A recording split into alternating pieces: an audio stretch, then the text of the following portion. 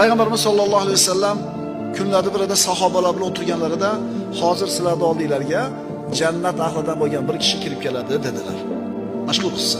Qarab turishuvdi, soch soqolidan shu suvni tomchilari oqqan torat qilib bir odam kirib keldi. Ansorlardan. U ashara-i mubashshara emas, ulug' sahobalardan emas, oddiy bitta sahoba. Ertasi kuni Rasululloh shu so'zini qaytardilar. Yana shu odam kirib keldi. 3-chi kun ham shunday bo'ldi. Abdulloh ibn Amr ibn Los uyiga borib 3 kun mehmon bo'ladi. 3 kun mehmon bo'ladi. Qarasa hamma qatori, ba'zi kechalarda tahajjud o'qiydi, ba'zida o'qimaydi, hamma qatori. Shunda hayr ma'zirni qilib chiqib ketyapti turib shuni so'raydi. Rasululloh 3 kun hozir sizlarning oldinglarga jannat ahlidan bo'lgan bir kishi kirib keladi dedilar. 3 marta siz kirib keldingiz. Nima amalingiz bor? Nima amalingiz bor desa, hech qanaqa amalim yo'q.